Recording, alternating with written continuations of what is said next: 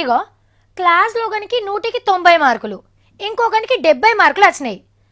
అరే, నాకు ఎక్కువ మార్కులు వచ్చినా నువ్వే క్లాస్కి పెబ్బవురా, నువ్వు ఉంటేనే క్లాస్ మంచిగా ఉంటుందిరా అని తక్కువ మార్కులు వచ్చినోని క్లాస్ లీడర్ని చేసిండు.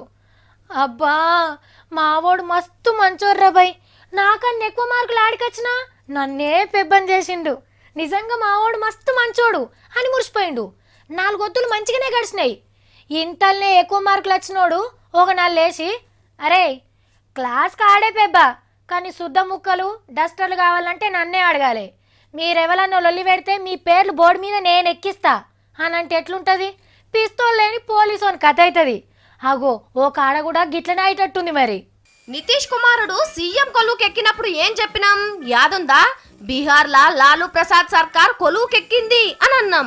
అంటే కుర్చీలా నితీష్ సారే కూసున్నా ఏలు చూపెట్టేలేది లాలు సారే అయితుండొచ్చు అన్నాం. ఇగో ఇప్పుడు గట్లనే తయారైంది పరిస్థితి. రాష్ట్రంలో దొంగతనాలు మర్డర్లు ఎక్కువైతున్నాయి, సర్కార్ మంచిగా పనిచేస్తలేదని లాలూ ప్రసాద్ సారోళ్ళ పార్టీలు పంచాది ప్రసాదం పెట్టిండ్రు. సమోసాల ఆలు బీహార్ల లాలు అని చెప్పుకునే పెద్ద మనిషి ఇంకో అడుగు ముంగట్కేసిండు. ఎవ్వరికేం తక్లీఫ్లున్నా నాకు చెప్పుకోండి తీరుస్తా అని అన్నాడు. ఇక మేం రుద్దుకోకుంటే ఎట్లా అని అనుకున్నట్టున్నారు. నితీష్ సారోళ్ళు కూడా నిప్పులా ఉప్పేస్తుండ్రు.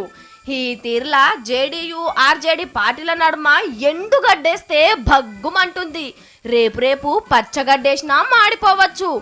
ఏడ 2 పార్టీల నడుమ పురి కలుస్తలేదట. లట్టు అని ఒకలంటే పొట్టు అని ఒకలంటుండ్రంట. గతి లేని సంసారం చేయొచ్చు గాని శృతి గల్వని సంసారం చేయలేం అని అంటారు. చూడాలే మరి నితీష్ సార్ కుమారుడు ఇడాకులిస్తాడో ఇట్లనే ఉంటాడో.